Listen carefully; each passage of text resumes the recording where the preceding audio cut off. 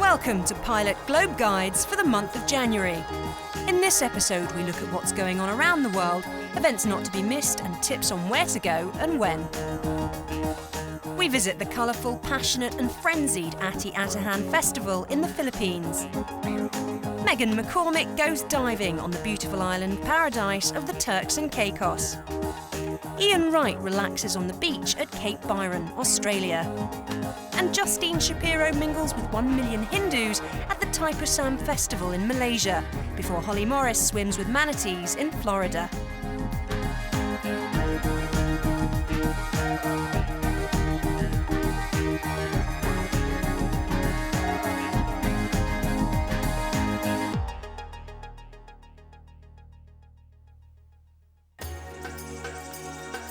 But first, Ian experiences some remarkable and different events that January offers in the diverse and beautiful country of Ethiopia.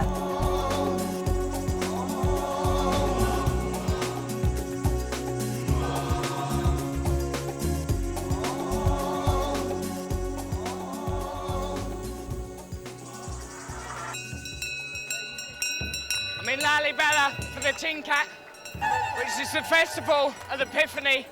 For Ethiopian Christians, it's the most important festival on their calendar. All the churches here carry a replica of the Ark of the Covenant through the streets. They meet there, and then there's a mass baptism.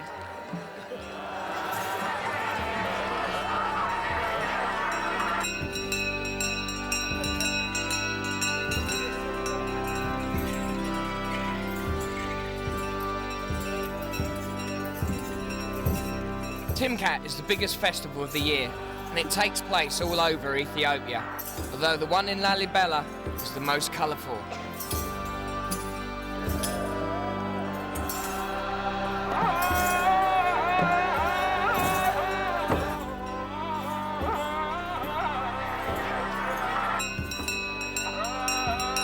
The festival takes place in January and lasts for 2 days, but there are other reasons to come here. This is the Simian Mountain Range, the most rugged of the highlands. It's good trekking country, and the best time to come is between October and March.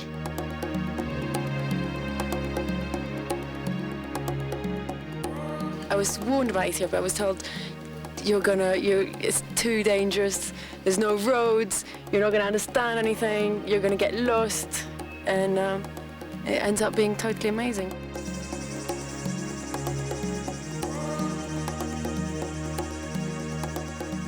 Horse games in Ethiopia are part of a tradition that goes back as far as Christianity. Well, not too sure about the rules, but I know you need a horse and 2 teams. One team's got spears, one team's got shields, and what happens is the ones with the spears chase the ones with the shields and try and throw it at them. So if you've got a shield, get out of it! Ah!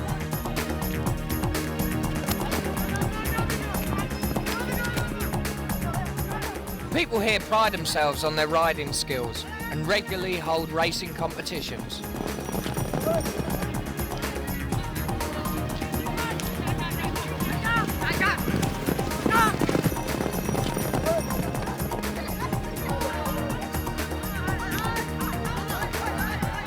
This competition, known as Fair Scoop, and the tradition originates from ancient warriors. Now it's become a popular sport. Somewhere else totally amazing to spend January is in the summer heat of Australia. Ian heads down under to absorb some Aussie beach culture. Cape Byron is where the sun first rises on Australia. With 23,000 miles of coastline, it's not surprising that much of Australia's social and sporting life revolves around the beach. The surfers here are so keen that they even sleep on the beach to get some of that early morning action. When you're in Byron Bay, you just gotta give it a go. All right, Ian, here we go. This is our first wave. We're paddling, here it comes. We're paddling, paddling, we've got it, we've got it.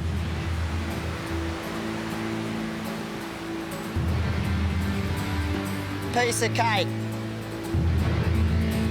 Nice and relaxed, just relax, no tension.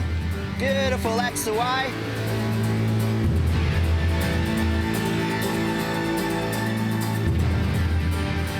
Nicely balanced, keep it nice and even. Easy as you like, best day you've ever had in your life. 5 minutes.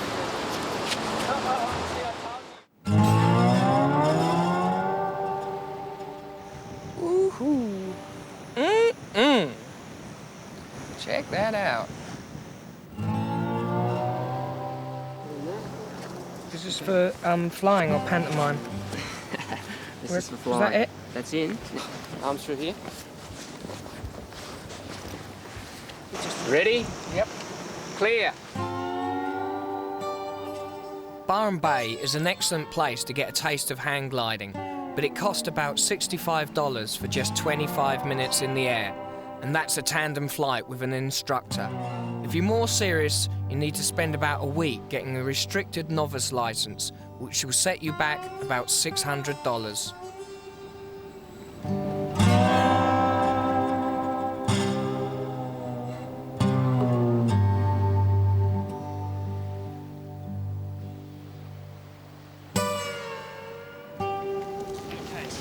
Oh, yeah. Okay. God, that was fast, wasn't Give me it? 5, man. A few hours drive south, Ian finds people preparing to celebrate January in a different way in Australia's glittering city, Sydney.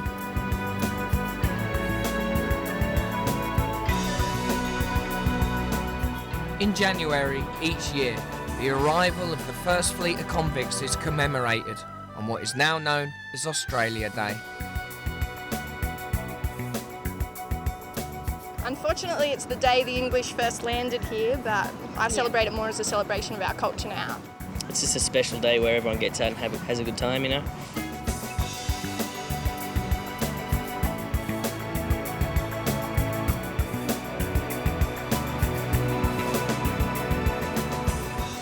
We started off as convicts, and it resulted in a much stronger character being formed than those that initially came out, because they had to adapt to the harsh conditions.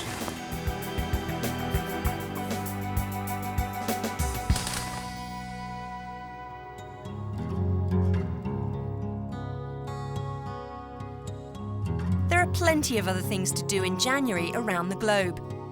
Experience the amazing ice sculptures, troika rides and traditional Russian customs at the Winter Festival in Moscow. Temple ceremonies and delicious celebratory feasts mark the Japanese New Year holiday of Oshigatsu.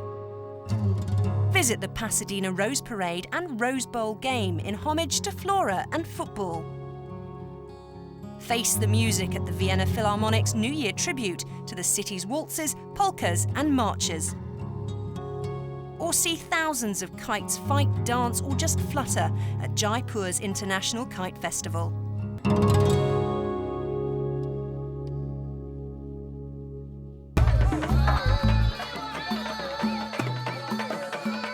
January is the month when Malaysian Hindus express their faith in the most amazing ways. Justine travelled to Kuala Lumpur to join over 1 million worshippers who gather at the dramatic and often gruesome Thaipusam festival. Just outside the city are the Batu Caves, where Krishna and his brother will join the 1 million Hindu devotees who come from all over the country to pay homage to the Lord Muruga.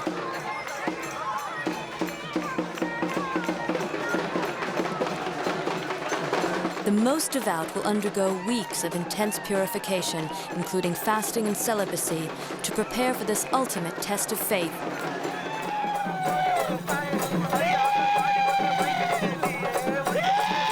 Some people will pierce themselves and carry heavy burdens as an act of penance and a sign of their devotion.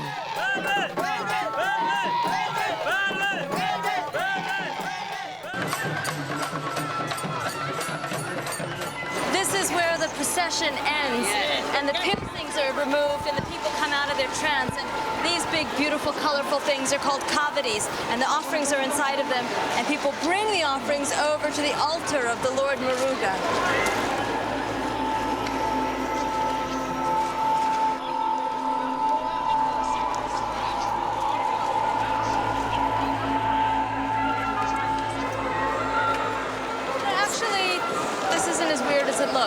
Taipusam has a lot in common with other devotional processions, like a Catholic pilgrimage, the whole penance thing. Here they'll pull the chariots with the hooks on their backs, and the Catholics on their pilgrimages, they carry those heavy, heavy crosses for miles and miles, and all of them end at an altar or a shrine, asking for a blessing, making an offering to a god or the Virgin Mary or the Lord Moruga.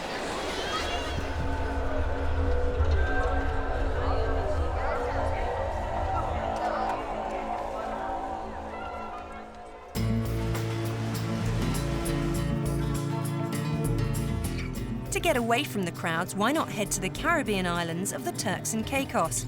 The weather is perfect at this time of year, and as Megan found out, it's a great place to dive. The big attraction of the Turks and Caicos is diving. There's a 200-mile coral reef wall below these islands, making it one of the world's top 10 dive sites. Here you'll find lots of different species of fish, including 4 species of shark, 2 types of turtle, and an abundance of tropical corals.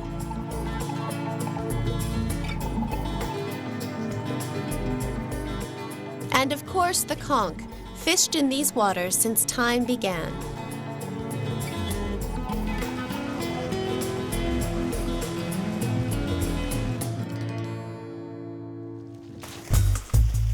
Worldwide, the conch, an important source of protein for the islanders, is an endangered species. So the industry here is subject to international quotas, but they are still abundant in the shallow waters off South Caicos Island, where fishermen like Papa and Big Boy free dive daily for their catch. Jump on! Joe, let's get going in. All right.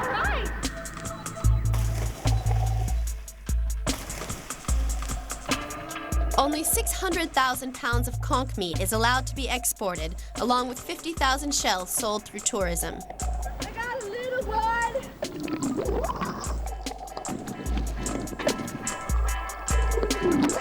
How old do you think that is? About 15 years old. 15 years old!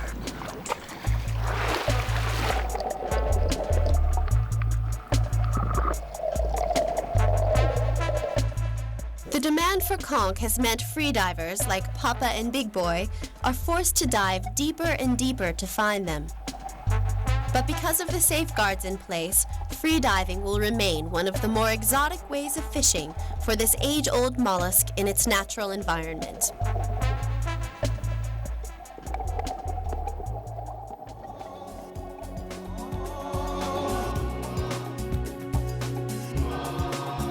Other events going on around the world in January include drum beating, dancers, and thousands of brilliant umbrellas surround the Borsang Umbrella Festival in Thailand.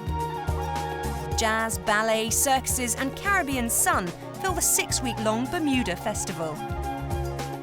Melbourne, Australia hosts 3 weeks of gay and lesbian cultural and arts events at the Midsummer Festival. Or try out the flirtatious dance of the marinera in a week-long fiesta in La Libertad, Peru. Let fireworks, fire dancers, and even dancing camels bewitch you at the Baikonur Camel Festival in India.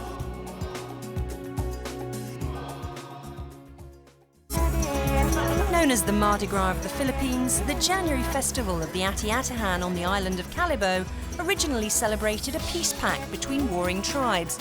But Spanish colonists gave it Christian significance by incorporating the Catholic feast of the Santo Niño.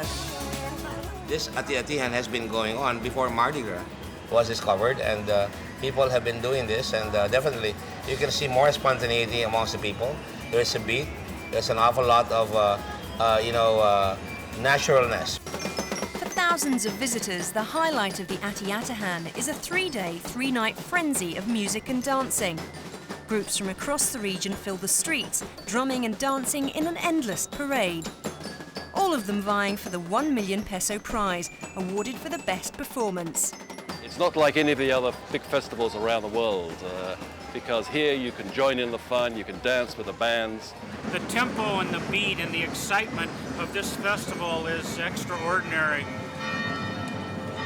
It's easy to get swept up by the party atmosphere, but the Atiatahan's deep religious significance should not be forgotten.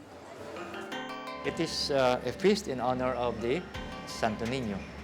We are happy, we rejoice, we dance, but always with our mind that we are doing this to honor the Santo Niño and to ask favors from him and to thank him.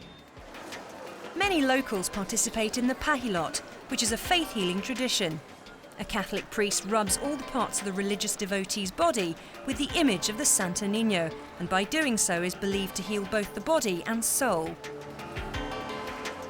I believe it myself because I was sick myself, and I think Santo Niño helped me also. There was a blood clot in my head as big as a 25 centavo coin. I was completely unconscious. Half of my body was paralyzed. The doctor in the hospital where I was brought even told my wife that there's no more chance for me to survive. But then I remembered that I was crying and clutching the Senior Santo Niño, praying for him. And I believe he answered my prayers and let me live. Thousands turn up for the mass offering held on the last day. The town mayor and bishop lead the crowd in cheers to the Santo Niño, and the town erupts into a chorus of celebration. This is really one of the best festivals I've ever seen. The costumes are just so incredible. The participation, it's really the people from here. They're all dressed up beautifully. Everybody welcomes you, and it's just beautiful, beautiful to be part of it.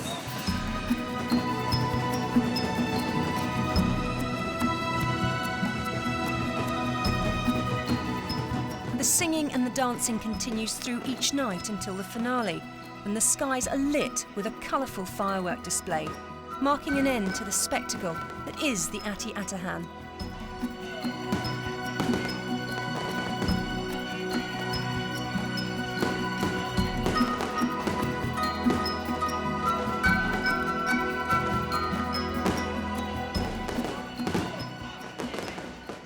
January is a time when wildlife winters in warmer waters, offering unique opportunities to commune with nature. However, not everybody is happy that the annual gathering of manatees, or sea cows, on the Crystal River in Florida should be a tourist attraction. Holly Morris weighs up the pros and cons of interacting with these gentle sea monsters. I've heard a range of opinions about how or if I should interact with the manatees, go swimming with them. I mean, everybody's got a slightly different opinion, different agenda maybe, but, you know, their hearts are in the right place. Anyway, I'm supposed to swim tomorrow morning. Haven't decided yet if I'm gonna go.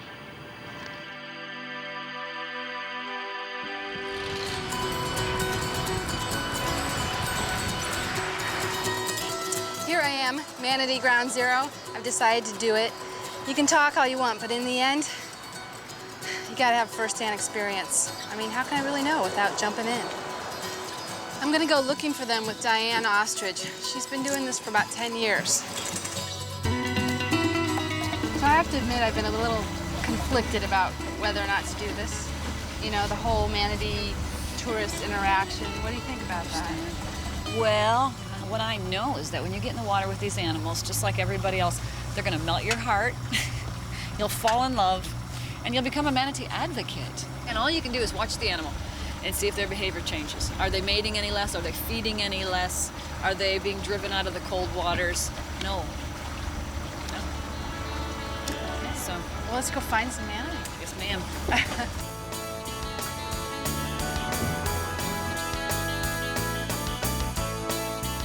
When we find them, most of them will probably be eating, but there's always a couple of, usually the young ones, that'll break away and play. See the water movement right over there? Mm-hmm. I'm pretty sure that's one, so I'm gonna slip in. Okay. I'm right you. behind you.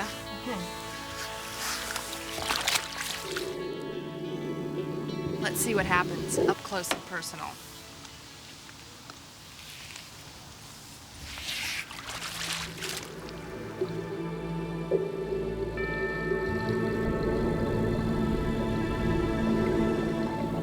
Manatees were originally thought to be so gentle because they'd never had a predator.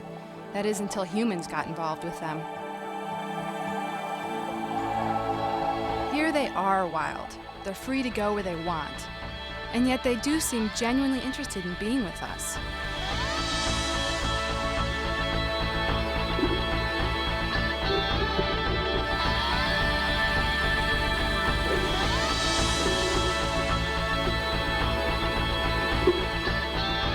I'm careful not to annoy, feed, or disturb, like the rules say, but this guy couldn't resist the offer of a little tickle on the belly.